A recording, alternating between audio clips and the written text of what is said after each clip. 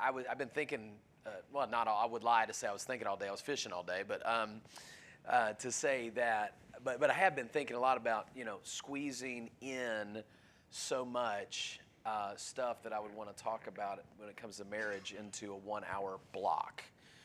That's a lot. I've been married for 21 years, so there's a lot there, okay?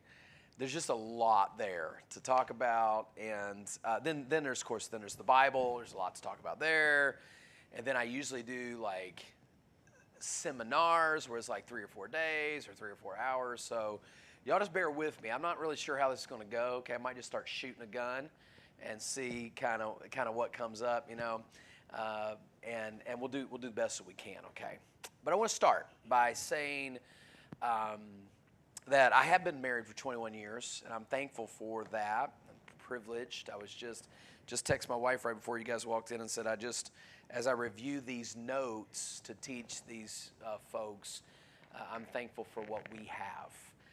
And it is true. We have a great relationship. It's fantastic. It's a ministry relationship. So, most obviously, God and the things of God have been a part of our lives from the beginning. We have 5 children, so we're crazy, and everything's crazy. And I'm also 45, and my youngest is 2. And that's a problem for 45-year-olds. Listen, I'm telling you, okay, look, when you have kids when you're in your 20s, that's the way it's supposed to be. Because you still have energy, and you can function. But, man, when you're 45, you're not 25 anymore. I'm figuring this out real quick. Like, we were at Universal Studios a few weeks ago on vacation, and our kids are just running around like crazy. And I'm like, where's the bench? Where's the bench where the older people sit? That's what I'm looking for, okay? I want that. But we have 5 kids, so our life is incredibly busy. And yet I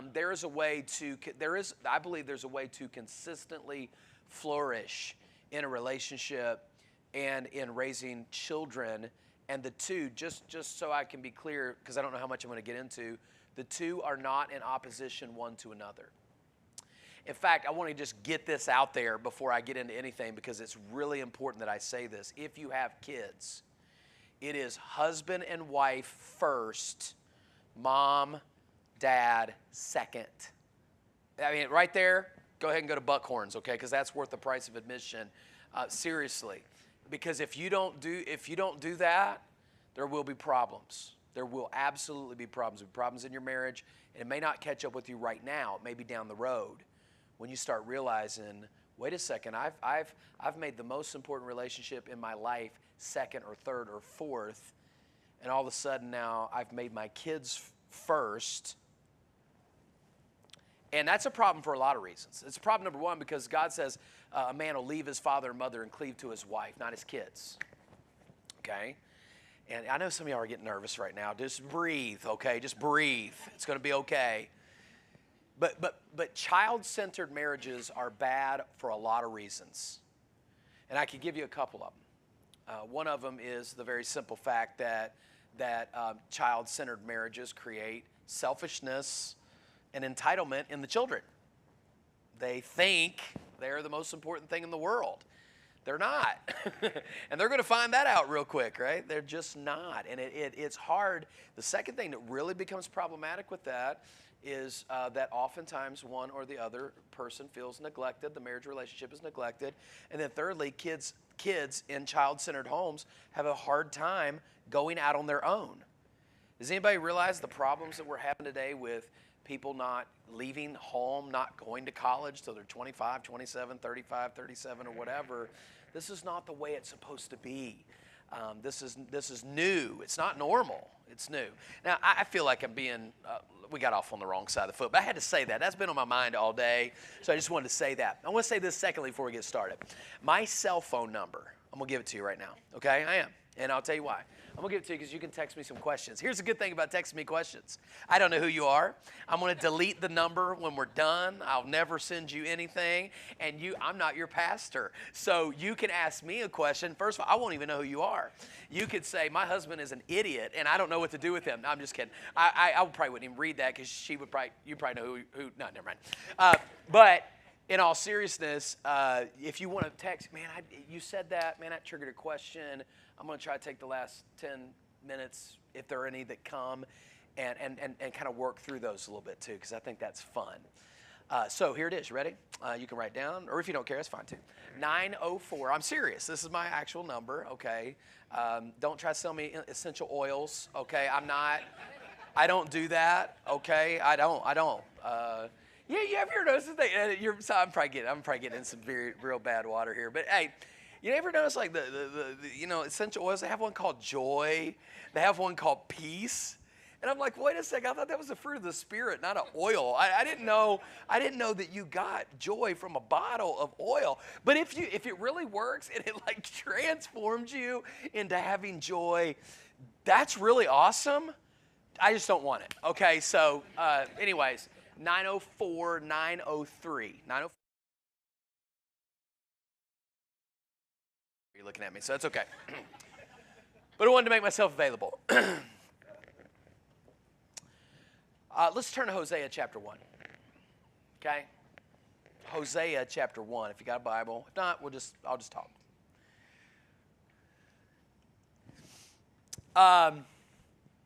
What do we know about Hosea? Well, here's what we know about Hosea. Hosea was a preacher, and according to Hosea chapter 1, verse 1, he was a preacher for a number of years, probably 40 or 50 years. So this is somebody, we would call this a faithful person, a faithful man of God, a Christian who's been faithful and true to his calling for a number of years. And before we even get into his message, what he's going to preach about, God's going to ask him to do something incredibly challenging, okay? And here's what God asked him to do in verse number 2. The beginning of the word of the Lord by Hosea, and the Lord said to Hosea, "Go, take unto thee a wife of whoredoms and children of whoredoms, for the land hath committed great whoredom, departing from the Lord." This is crazy. Hosea is asked by God to marry somebody who's ultimately going to be unfaithful to him. That's the story. The story is about a man who knows before he even marries his wife that she's going to cheat on him. She's going to have babies by other men. I mean, you read this stuff, it's in there.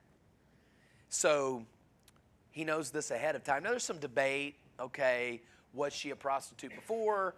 Did she become a prostitute after? I mean, does it really matter? I read these books and these guys are trying to explain all this away, and I'm like, does it really matter? Does it matter if she was before or after? God said this was going to happen. Just let that sink in for a minute. I want you to think about this. This is really the gist of what I want to say tonight. What if you knew everything now, but you knew it before you got married? Would you have got married? I mean, like to the person you're married to. I think most of you would probably say yes. I would probably. But would you have done it if you knew there was going to be some really, really, really tough, bizarre even things that may happen? And the answer, what Hosea does is he uses this, and God, I mean, he does it. He does it. He marries her. And you know probably what happens in the book of Hosea, unless you're just maybe new to the Bible. He marries her, and she does exactly what God said she was going to do. Their first child, the Bible says Hosea came into her. That means they had sexual relationships after they were married, and this produced a child. But then the Bible says, there's 3 kids. The next 2 kids, it doesn't say anything about Hosea. It says Gomer. That's her name, by the way. Gomer. Yeah. I know some of you guys think like, oh, this is great because Andy Griffith is like, the 4th member of the Trinity, right? God the Father, God the Spirit, God the Son, Andy Griffith, right? So, but this is not that Gomer. This is a different Gomer. It's a girl, not Gomer Pyle, but a girl named Gomer. And the Bible says they get married, and then so they have their first kid, but then the Bible says she becomes pregnant 2 more times without Hosea. So she goes out and gets impregnated twice has to, and Hosea evidently is raising these kids, which is just a whole thing. Just this whole thing, like you knew this was going to happen, and now you're taking care of these kids, and your wife has gone out, she's cheating on you, she's not at home, and you're raising these kids. Can you imagine the questions? Can you imagine the difficulty that he's going through? And then she gets so bad involved in this lifestyle that she ends up becoming a bond slave. Now in the Bible, if you've ever read about a bond servant or bond slave, it means that if you were ever indebted to somebody, one of the ways you could pay your debt off was to go be a slave for somebody. It was called being a bond slave. You owed them money, a bond, and so you worked off your bond by becoming a slave. That's what happens to this girl, Gomer. So what happens in chapter 3? In chapter 3, the Bible says that God comes to Hosea and says, go again and get your wife back, basically. And the Bible says, so he goes and actually pays I think it's 15 shekels of silver to purchase this woman out of a slave auction. And he paid the price, and he did it. And he brings her back, and it's a love story, okay? It's not a very pretty love story, but it is a love story, isn't it? This man, what lengths did he go to love his wife? It's extraordinary, okay? And I think, this I'm going to say this is going to sound so elementary. The most fundamental need in every relationship is love. Even you got whoever decorated those tables, that was so cute. A little sawed off, trunks or whatever, and then the little. Did you see them? The little hearts said love in them. There was, I don't know who made those or bought them at Hobby Lobby. I guess there's not one of those around here, right? So the nearest one's like 50 years away. Yeah. So, anyways, love. You're at love on the the thing. That's it. We understand that. But here's what I want to challenge you with tonight. You need to love your wife, and you need to love your husband, and you need to never stop loving them. That's what marriage is all about. Now in Hosea, I'm going to give you 3 quick principles from Hosea, and then I'm going to give you, I wrote down 15 things. I'm probably not going to get there, but I wrote down 15 things that I think keep, maintain, repair, or start real, genuine love in a practical way in somebody's marriage, okay? So, number 1, love, what we know in this story is love is essential. Everybody needs to be loved. What Gomer needed when she messed up was she needed Hosea to love her. And guys, listen, this is actually what marriage is all about. You know this. Marriage is not about a feeling of love. Marriage is about a choice of love. And it's about what makes a marriage relationship so special is that everybody needs love, and you find it in marriage. I mean, that's why you got married in the first place, okay? You didn't get married because of everything you knew was going to happen and everything that you thought was going to happen and all the challenging times that you were going to experience. You got married because you were in love, period, okay? And why is that so important? Because everybody needs to be loved. Why did you enjoy, I could feel yesterday morning, you enjoyed the sermon when I was talking about God loves everybody, okay? Doesn't it just do something to you to know that you're loved, okay? Love is essential. Everybody needs to be loved. What if God didn't love you? What if other people had not loved you? What if your spouse didn't love you? That'd be terrible. I was watching one of those 30/30 ESPN specials. It was called Unguarded. I don't know if any of you watch these shows. These are incredible. It's like a documentary. And this particular one was about a guy named Chris Herron. Chris Herron was in the 1990s, maybe it was 80s. I think it was the 90s. He was a superstar point guard coming out of the Boston area of Massachusetts. Widely recruited Division I athlete. Ended up turning down like Duke and North Carolina, some of these places, to play at Boston College. He wanted to stay home. I mean, this is like a legend in Boston sports lore. And so he gets his Division I scholarship, and then he starts really partying and gets in trouble with drugs and alcohol, gets kicked off Boston College team. At the time, I think his name was Jerry Sarkisian. Some of y'all remember, I think that was his last name. That's not the right name. But anyways, he was a coach who used to bite the towel. I don't know if you remember this guy. I'm probably getting his name wrong, but he was kind of an interesting fellow. But he always took chances on athletes. So back in the 90s, when Herron got kicked off the Boston College team, San Diego State picked him up, even though he was on drugs. Well, they follow the story, and his drug addiction just gets worse and worse and worse. He's doing cocaine, partying all night, and going and dropping 40 points in a Division I basketball game the next day. And this trend continues. He gets drafted, ends up playing for the Boston Celtics of all teams, his home team. And by this time, he's hooked on prescription meds. And he literally describes like going out in his warm-up suit out on the streets of Boston before a game to pick up a hit of prescription drugs because he was dope sick if he didn't. I mean, it's just crazy. Ultimately, his life unravels. He gets arrested. He gets put in jail. He loses his job. He loses all of his money. In fact, at kind of the low point of this film, he's wrecked his car, got arrested, a DUI now, and he's talking right after he's just hawked his kids' PlayStations and all their games and took the money and blew it on drugs. I mean, it's just this climactic moment where his life is an absolute train wreck. Lost everything. And then the interview switches to his wife. And the interviewer says to his wife, "Why didn't you just leave him?" And she says, "I love him." Love is necessary. Everybody needs to be loved. And when you've got that kind of love, committed love, I know there's tough times, but when you've got it and you're going to stick with it, and it is literally going to keep you together, and not just keep you in the same house, but keep you together, it is going to carry you through absolutely anything that you would ever face. So love is essential. Number two, love is everlasting. That's what Hosea teaches us. God's love for us is everlasting. Our love for one another should be. In fact, love is really not love if it has a limit, right? Isn't that what 1 Corinthians chapter 13 says? Love is patient, love is kind, it does not envy, it's not arrogant, all these things. And then at the end it says this. What's the last thing it says? Love never fails. Now, genuine, absolute love, real love, never fails. You know, the same people who fall in love, which is not even really a thing, fall out of love. That's not really love.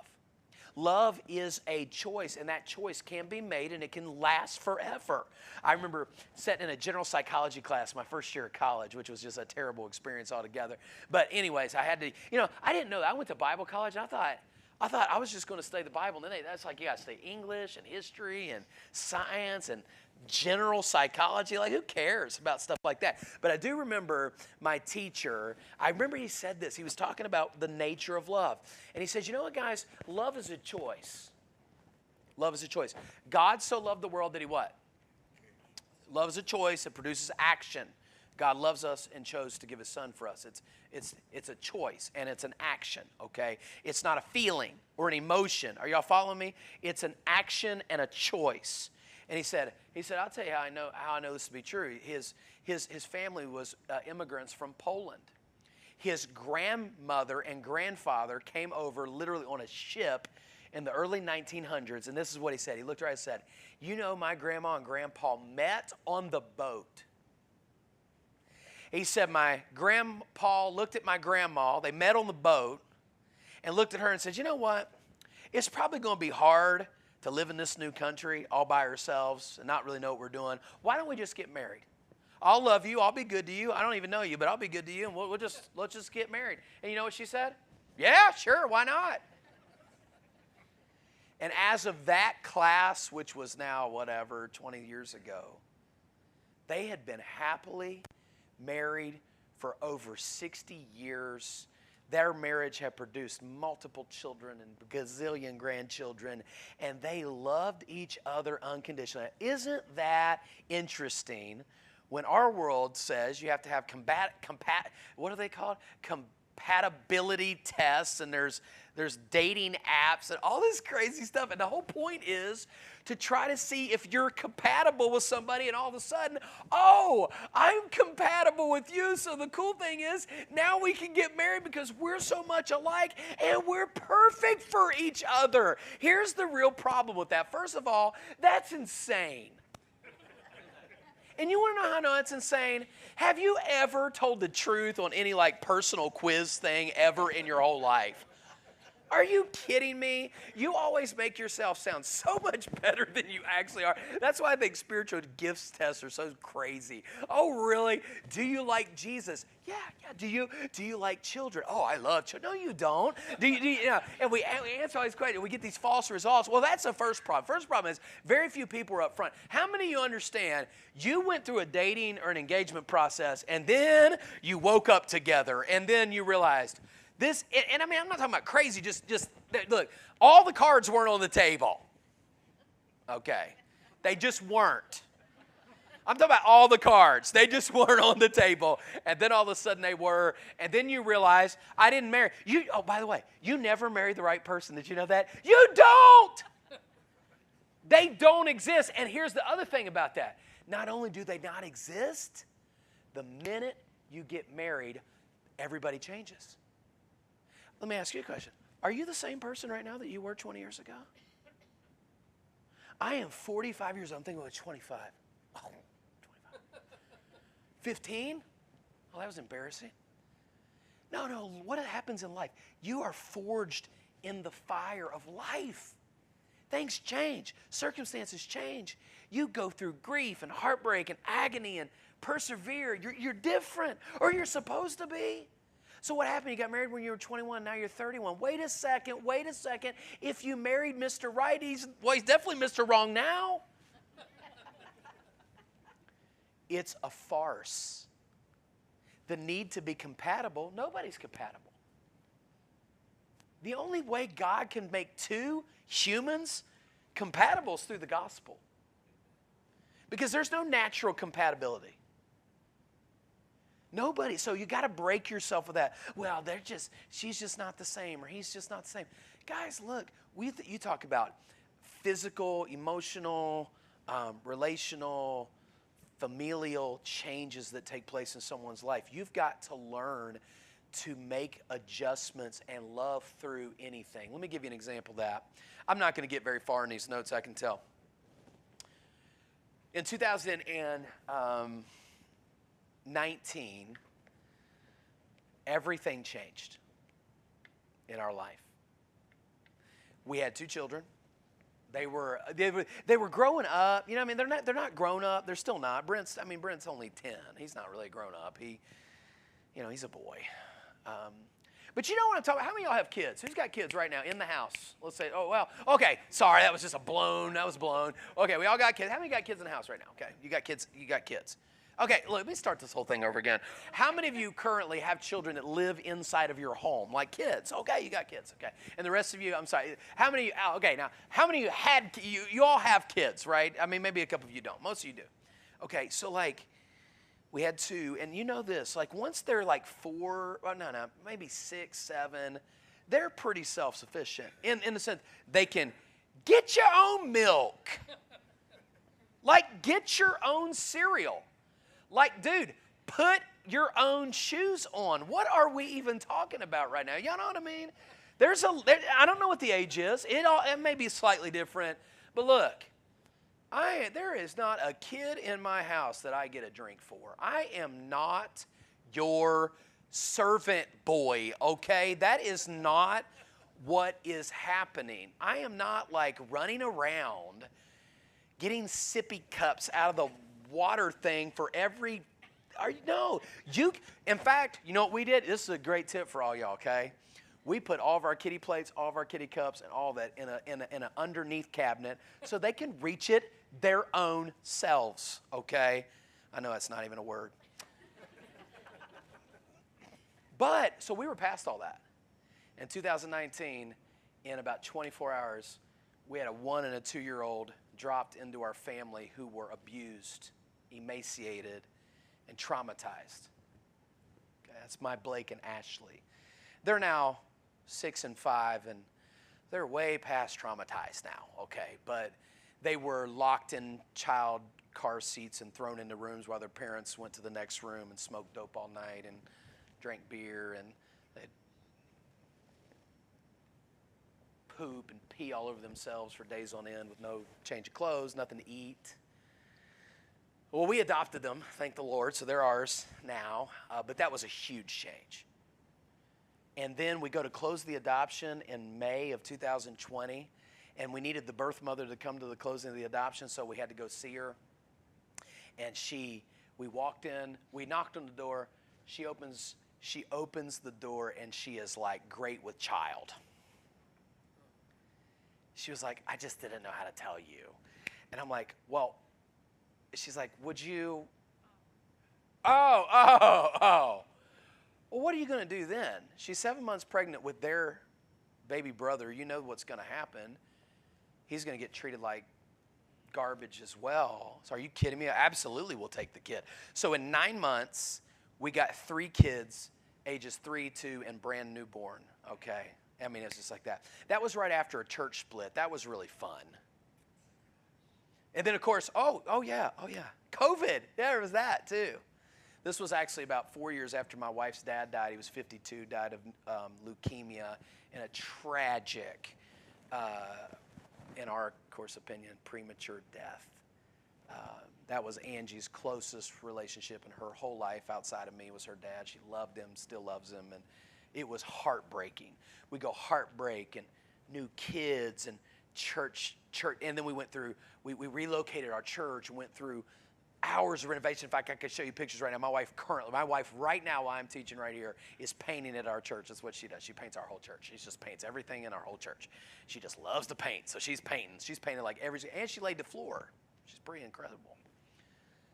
And all of a sudden, we are running at this crazy pace. We're going through. And what I realized was this. All of a sudden, we're doing life the same we've always done it, but everything's changed and nothing's changed at the same time. And I'll never forget, in September of 2021, sitting in a Target parking lot, and my wife melted down like a nuclear missile. And I was like, uh-oh. Like, I'm not talking like she cried because she watched a Hallmark movie or because she had a bad day with the kids. I'm talking about all out, core meltdown. And I'm sitting there just going, uh-oh, what has happened here? For the next probably 15 months, not days, not weeks, months, I had to nurture my wife through a physical, emotional collapse. I'm talking about my wife. I'm talking about been with me every step of the way. She's gallivanted all over this world with me. We've just had nothing but a blast. She's been right with me every step of the church revitalization project, taking a church from 50 people to 300 members, a relocation, $1 million building project, all this crazy stuff. You guys are living some of that now. And then to just see her sideline. I'm talking about like me taking over kid duty for a while. And saying, hey, you need to rest. I started learning things that there can be real physical connections to emotional problems, and believe whatever you want to believe about it. But look, bottom line is, if you don't sleep enough, you're crazy. Okay? If you don't sleep right and you're not taking care of yourself, the wheels will come off the bus somewhere. And there are some frazzled people in this room. I have no doubt. Are you kidding me? Look, I live in that frazzled pace. And you can front it as long as you want to, but at some point you're going to have to address it. And I learned real quick what it meant to just stop. And I mean, I pulled her out of everything. She was my administrative assistant. I'm talking about like an employee. She was doing all this stuff plus our kids. I mean, the girl just doesn't slow down. And I pulled the plug on everything. She didn't even sing on our worship team. She just stopped and rested. And right now, almost 2 years later, is some of the first time, maybe in the last 4 months, she's really re-engaged. And just before I left Saturday, I hugged her before I left and I said, it's good to be back. back. You will. It may not be that. Look, I'm just using my little story. It may be that. It may be so. You will hit some challenges. And loving your spouse is loving through making the necessary adjustments and staying faithful one to another. By the way, this is what we all said we were going to do when we got married. I just stood on the beach Friday night before I flew here and married a young couple off on the beach Friday night before I caught an airplane here on Saturday. And they made their own vows. They did the whole write their own vow things, which I'm totally against. I'm all traditional here. But, I mean, they wanted to write their own vows. But I listened to their vows. They were all great. It was all fine. But when they got done, I looked at them, each one, and said, now you promise to keep those until one of you dies. Till death you do part, right? Yes, sir. Okay. And the other one did her thing, and I said the same thing. I made them look at me and look at each other and say, now you're saying, right, for better, for worse, richer, for poor, sickness and in health, forsaking all others, keep myself only for you, so long as we both shall live. And the next two words are what? I do. I do. You do or you did. You either do or you did. You can't have them both. Do is present tense, did is past tense. Okay? There is no did in marriage. There is no did in love. It's do. I do. Not I did, not I was, not you were, not it used to be. I do. Not I did, I do. Okay? If you lock that down, what I just said to you, you're going to make it. You're going to look at each other from time to time and you're going to say, I don't know what's going on, but I want you to know I love you, and that is never going to change. And as long as you have a back door out, you're going to take that back door somewhere. Love is everlasting. There is no option. Okay, there's no option. Love is everlasting. Finally, love is costly. Simply, he paid for her. He put in the necessary time, resources, energy, money, whatever it took in order to keep her. So, I'm gonna just reference this verse. You can write it down. I mean, look, my time's ticking so fast. I'm having a hard time here. Nobody's texted me yet. Have y'all text me yet? Yeah, I didn't think so. I figured y'all weren't going to do that. I could just tell. I could tell by looking at y'all weren't going to do that. That's good because I'll take more time then. Okay, I want you to write down Nehemiah chapter 4, verse 14. Just tuck it away. Just tuck it away. I don't have time to turn there and go there. I got to just give it to you, and then we got to move on, okay? Remember what I just said. Love is costly. God demonstrated his love toward us, and that while we were yet sinners, Christ died for us. Love is costly. You want to know a 4-letter word for marriage? W-O-R-K, work. You will never have a great relationship by accident. Your relationship will not trend toward health. It will trend toward decay. And you have to get in and work at it. So Nehemiah is having some trouble with all these detractors. They're trying to build the wall. He's got all this massive amount of people that are helping build the wall. You can read their names if you care to in Nehemiah chapter 3, but you'll probably have a hard time reading that list, okay? It's a bunch of old Hebrew names, bunch of people. They're working. And as soon as they start working, Sanballat and Tobiah start fighting them and trying to disrupt everything. And isn't that the way it goes? It's the way it goes. You try to do what's right. You try to have a healthy marriage. You try to raise your kids and do the right thing. And Satan's going to be there gnawing at you every second, every time you turn around, just trying to stop you. So you know what Nehemiah does? Nehemiah calls time out, and he looks at the people and says 2 things to them. He says, number 1, remember God and fight for your family. Remember God and fight for your family. And that's what I'm going to say to you. That's the challenge I want to give you tonight. Fight for it. You might need to fight to maintain it. You might need to fight to get it back. You might need to fight to hold it together. But my friend, I'm going to challenge you tonight. Your marriage is worth it. Your spouse is worth it. So fight for it. It's going to be costly. Fight for it. Give everything you've got to fight for it. You're going to spend time right now focusing on your marriage, or you're going to spend time later focusing on your marriage. Right now, you can do it between you, your spouse, and God, and maybe if you need some help, get some help. Or you're going to do it later, and it's going to be you, your spouse, and a litigation attorney. Now, guys, listen. Just determine. We got in this. We're going to stay in this. This is going to please God. It's a picture of the gospel. Isn't that true? I speak of Christ in the church, Ephesians 5. When a marriage stays together, you guys have been married all these years. That's awesome, man. I'm going for it. I'm going to be the grumpiest old man. I can't wait. I cannot wait to be married 60, 70 years. I'm just going to sit around and tell everybody else that this is how things are supposed to be. I cannot wait. I don't want to be married 20 years. I don't want to be married 30 years. I want to be married 50 years, 60 years, 70 years. That's the goal. Till death we part, right? So if you're going to do that, I'm going to fire these out here.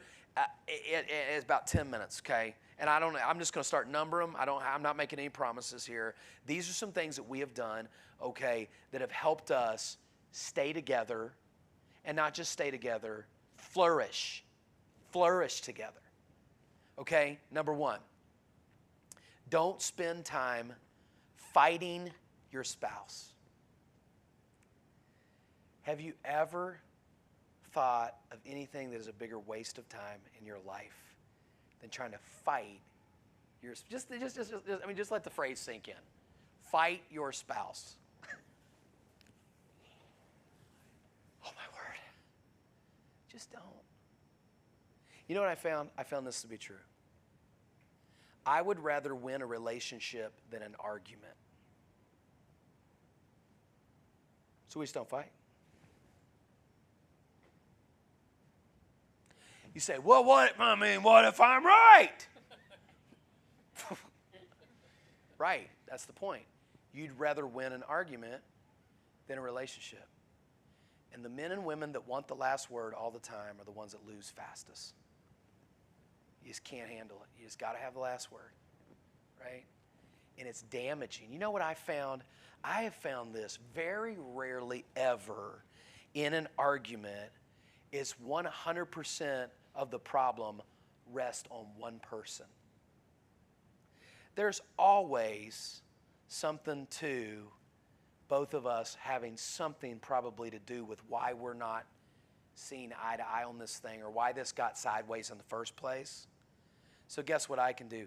I can be the big boy.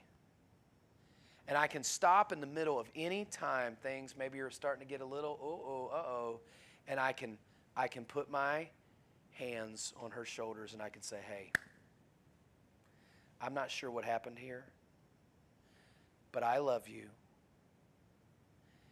And I don't want there to be any problem with us. So I'm sorry. And let's just not go there. I'm telling you, you talk about a bomb defusing, right there you go. Now, I know you might be there's a possibility of being in a relationship that's a little more intense than that, and so it might, but I'm telling you, a soft answer turns away wrath. You can diffuse a problem by not seeking to win an argument. And I'll tell you what happens in these. Not you guys. I mean, never mind. You're probably perfect, so never mind. This probably doesn't even. I'm sure this doesn't even apply to you. So, but just forgive me for just 1 second. So there's a few things if you ever say to your spouse are going to be real problems. Like, never.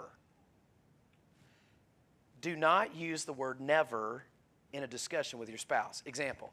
You never do that. No, yeah, whoa. Let's just back the bus up here. What? Do you know what? I mean, first of all, that is not true. Okay? Secondly, do you know what you're actually saying when you say that? I'm remembering all those times. And now I'm bringing it up again. And that's a recipe for a good old-fashioned knockdown, drag out, okay? Do not say never, and do not say always. That's another one. And do not say your mother, okay? Don't do that one either. But never and always are terrible because never and always are always digging up something from the past and blaming something in a way that is never true. So let me give you something me and Angie do. This is true. This is true. If I am lying, I am dying. I'm about to dial her up on the phone right now and just say, Ange, tell them about Hang Loose, okay? If we ever are starting to go down the road where it's just something's not right, whatever it could have been. It could have been me being short, me being, whatever. It could have just been anything. But you start to feel that, oh, wow, that didn't go well. I said that's not going over well. I did that. That was probably not great. You know what I'm talking about? Y'all know. Don't look at me like that. There's those moments. For me, it's a short text message. Somebody help me. For me, it's the short text message. It's usually, hey, honey, I love you, exclamation point, exclamation point, exclamation point, smiley face, heart eyes, whatever. You know, I get those all the time. But then like, hey, babe, how you doing? Good. Oh, no. She said good, and there was not an exclamation point at the end of the good. That is a problem waiting to happen. So if one of those moments happens, here's what I do. We just decided, one night we talked about this. What are we going to do, Ange? So we're not going to fight. We just don't do that. We're just going to stop. This is stupid. So what are we going to do? We got to have a sign. We got to have like a signal that where we tell each other. This is true. We have a signal like where I tell you, simmer down, chick. Okay? Pipe it down, or she's going to tell me, Brian, stop. And this is it. So we have the authority with each other. If I'm getting all weird or whatever, she can just go. And you know what that means? We stop right there, and we give each other 20 minutes. Try it. Let me give you a second thing to try, because I'm going to run out of time, but I'm going to give you a second thing to try, too. That's true. You can't get mad when this is happening. When she looks at you and does that, it's over. Oh, okay, good. Let me go clear my head. Let me go drink a cup of coffee. Let me just chill out for a second. Okay, got it. I do it to her. She does it to me, and it solves the whole problem. Seriously. Okay, the second one is this. And I'm going to give you this exercise to do tonight. Well, you probably won't finish it tonight, but this is a good one. Okay, and this is not even one of my points. I just thought of it. Here's your homework for this refresh. Write down, and I know most of you won't do this, and shame on you for not doing it, but I'm going to go ahead and give it to you anyways. Tonight, this week, give it to them as a gift this weekend. Write down 100 reasons why you love your spouse. Do it. Do it. Trust me. Trust me. Do that. It's going to help you. There's a perspective that it gives, I'm telling you. I've seen it over and over and over and over again at marriage seminars, flip the script on people, because you know what ends up happening? We tend to think on the things we're not supposed to think about. Philippians 4, verse 8 tells us what to think about. Things that are true, things that are just, things that are lovely, things that are of good report, things that are virtuous. Think on these things. Don't think. Have you ever become a victim of your own mind at times? Thinking things about your marriage, your relationship, your spouse, and you're like, whoa, where's this coming from? I'll tell you where it's coming from. It's coming from the evil one that would like to plant thoughts in your mind that aren't true. So what do? You nurture healthy thoughts. What do you love about your spouse? Write it down. I saw some faces. 100? I'm not sure if I can go with a 5. Okay, well, okay. All right. Got it? Oh, man, next. This is huge. We control our schedule, not anybody else. You want to win at home? I'll tell you how to do it. Make your marriage first, make your family first, and do not let anybody else determine your schedule. You determine your schedule. I've learned the value of saying no to a lot of people, and I'm a pastor. I'm going to tell you, I'm a pastor who's home 5 nights a week. Okay? I just don't do it. And people want to, look, I pastor a large church too. You know how many emergency phone calls I get in a year? Not very many. I'm talking about not you think it's an emergency. I'm talking about like it's an emergency, like there was a car accident and there's a teenager being rushed to the emergency room or something like that. That's an emergency. Okay. Your problem with your spouse in an emergency, it hadn't been for the last 20 years, so let's not make it an emergency today. Okay, I'm a husband. I've been married for 21 years. I have 5 children. I am not at everybody's beck and call every day of the week just because I'm a pastor. I'm not going to do it. And I told our church when I went there, and I remind them all the time, I'm sorry if that's what you think. I really feel bad about that, but Oh, I said it when I was young then. I'm not young anymore. But I'd say this is my priority. Over the wall of our living room says the most important work you will ever do is within the four walls of your home. We believe that. It's written on our wall in our house.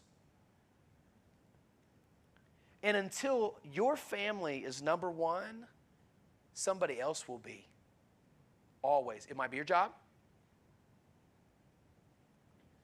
Sometimes you just got to say no. You say, well, how are you going to pay the bills? Like, we could talk about that another time, but I'm just going to tell you. Sometimes you got to say no. Sometimes it's better to live in a smaller house and have less car payments and start getting rid of some junk so that I don't have to do all the things that I'm a slave to now, just so that my family can be first. How many of y'all understand? Your kids would rather have you than your money. They would. So when I say that nobody else controls our schedule, we control our schedule, is we have weekly conversations where we look at we literally map out the details of our day. Angie has administrative access on my personal calendar. Because, and literally, like this, Brandon invites me to come up here. Like, I have a speaking committee, and it consists of one person. My wife. I used to have a speaking committee, the people that like evaluate. This is so funny. People would evaluate, like, yeah, somebody'd invite me to come and preach, and okay, guys, just help me. Think I should do this? And I'm like, you know what? I don't care about the committee. There's only one person that matters, and it's Angie. And if Angie doesn't think I should go, then I'm not going, right? Because really, she sees things that I don't always see as a guy. And she's going to say, well, Brian, you realize you've been gone like 4 weekends in a row? That you might want to hold off on that one. Or we're supposed to go on vacation. Or, oh, hello, your son has kindergarten graduation. Yeah, I might want to be there. I've missed a few of those in the past. I'm not proud of it. But it's never going to happen again.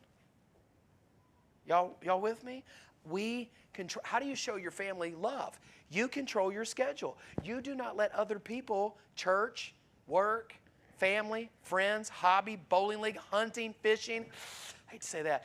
You don't let anything control your schedule. You control your schedule, and you will speak love to your spouse in a powerful way.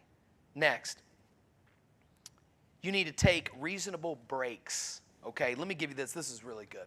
Okay, let me tell you. I'm going to give you 3 statements, I think. This is about taking breaks. I'm talking about with your spouse. Okay, 1, dialogue daily. It's called the 10-minute rule. Dialogue daily. Dialogue daily means you take 10 minutes to talk every single day without your kids. We lock our crazies out. We just lock them out. I got a lock on my door and I use it, okay? My kids, even my kids, talk about schedule. My kids don't have unlimited access to me. Are you kidding? There's a lock on the door. There's not one child, last name Sam's, that walks into my room if it's shut. I don't even have to lock it, actually. No kid walks into my room if the door's shut. No kid. They just don't do it.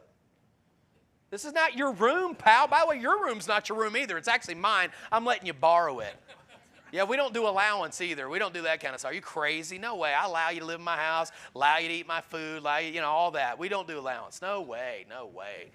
But when it comes to me and Angie, we dialogue every day. That means we take 10 minutes every day to talk. It can be completely informal. We go out on our back patio and lock the sliding doors so the kids, of course, they have to let us back in, but they can't get out to us. It's so important. Sometimes there's nothing to talk about. It's not like there's no problem or there's nothing really to discuss, but just, hey, how's your day? What do you need right now? Oh, you've been home wrangling 5 kids on summer break. How many of y'all hate summer break? Come on now. Let's get back to school here, okay? But 5 kids all day long. Sometimes you might, hey, are you good? You need a break? Need a timeout? Need Starbucks? What do you need? Okay. Great. Okay, we're good. Okay, 10 minutes. That's it. Okay, date weekly. That's number 2. Date every week. Go out on a date with your spouse every week. Every week, go on a date. And there's a couple things you are thinking about. One is money, and one is kids. Okay, so do whatever you've got to do. For us, sometimes our date is literally, this is crazy. We will go out in our car in our driveway with a Coke Zero. True story. Guys, going on a date doesn't mean you got it. What's the restaurant? Chino's? Cucino? Coochie's? Yeah, he doesn't. No, I gotta try that place. It doesn't always mean bad. It doesn't mean McDonald's. It doesn't have to mean any money. It just means you go spend time together.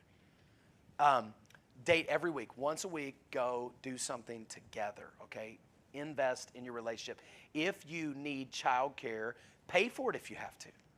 Pay for it, and do whatever you got to do to make that happen. Get an extra job. Sell something. Do anything to keep that going. And then number 3, there's actually 3 and 4 are kind of together. We depart quarterly and annually, meaning we leave town without our kids once a quarter and for a whole week once a year, every quarter and every year. I had a guy come to me at a marriage. I was just sharing this at another one recently. A guy came to me and he said, and they were just so proud of this. They said, "Oh, we didn't do that for 25 years. We focus on our kids." And I'm just sitting there going, "Oh, I mean, I'm sorry." I don't know why you're telling me that. Like, are you telling me that? Am I supposed to feel? Am I supposed to feel bad right now? Because I feel like you're telling me that. You ever had somebody just say something like really weird to you? You're like, why'd you tell me that? Because I told you that I leave my kids every year for a whole week. I just got back. It's the greatest thing in the whole world. Y'all don't think I love my kids, do you? I adopted 4 of them. We're pretty crazy about them, okay? They don't run my life. Almost every time I fly, I bring one of them with me. I got one here. I invest intentionally in my children, okay? I go out, and by the way, not only do we go out on a date, I know y'all think I'm crazy, so I'm just going to tell you how not crazy I am. Every week of our life, one of our kids gets a one-on-one date night with one of their parents every week. So yeah, I go out with my wife once a week, but also next week I might be going out with Ashley to McDonald's for a Happy Meal. And she thinks it's the greatest thing in the whole world. One week it might be I'm taking Adriana to, that's my oldest kid, whatever she wants to do, Buy something. That's what she wants to do. Okay, let me give you one final. I'll be done. Okay. Cherish every season and don't look past any of them. Stop saying, "I'm looking forward to." Okay. We're always doing that, aren't we? Oh, they'll be, once they're this age, and once they're this age, and once we're here, and once we're there, once we've got this much money, and once we do this, and once we move here, once we have that, once we don't do this, and all of a sudden, man, you look around, and it's all over. I'm thinking to myself, how on earth do I have a 16-year-old? How did that happen? When did Brent stop crawling in my lap, man? Like, when did that happen?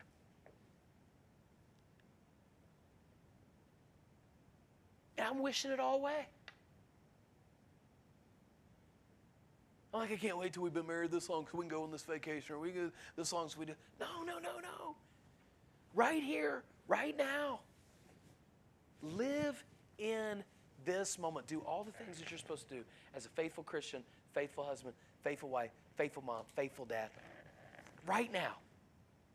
Enjoy every moment of it. I got the little ones, and sometimes it is hard. It is. But I think the little Braxton, he's getting ready to turn 3, and he's so stinking cute. I got pictures if you want to see any of them. I was too late. I was going to show them on the screen, but I forgot to send them over. And I keep thinking to myself, man, like he's talking. And I look at Brent, I look at him, and I'm like, it's coming soon. Like, we don't have any babies anymore. But how much time have we spent struggling over having babies because it's just so challenging? Right? Yeah. And I want this bigger house, and I want this stuff, and I want this job raise, and until then I'm just going to be angry and frustrated and endure. That's not the way you're supposed to live. You know, I tell you, whether it's financially, whether it's relationally, whether it's my job, I just decided, man, I don't know how much longer I've got. Come on, man, nobody knows. When this is all said and done, am I giving my heart to what really matters right now in my life? Tomorrow never comes. Sorry, Garth Brooks. If tomorrow never comes, okay, if that never happens, will I have done today what I need to do? I mean, honestly, this is a pretty thought-provoking song. Sorry. I know y'all think less of me now, but that's okay. Think about that. Isn't that what the Bible says? What is your life? It's a vapor. It appears for a little time, vanishes away. What does Proverbs say? Do not boast yourself about tomorrow, for you do not know what a day brings. When I die, if I'm coming down to the end, I don't want to be saying, I wish I had. I want to be saying, thank God I did. When you're born crying and everybody else is smiling. When you die, you want to have lived your life in such a way that you are smiling and everybody else is crying. That's how we're supposed to live, guys. And look, it ain't real if it ain't at home. I'm done. My time's up. Guys, it ain't real if it ain't at home. That's a little country, but y'all can hang with that, right? If it ain't real, okay, listen. You can do this church thing. You can play this game all you want to, but it's not real if it's not at home. If it's not real at home, it's all show. Look, nothing else matters. It'll all come unraveled at some point. So let's put the priority where it needs to be. I'll send anybody the rest of the notes if you guys want them later. I knew this was going to happen. I apologize ahead of time. But last word, promise. Do the 100 things. It's going to change your life. Okay, Brandon, why don't you come?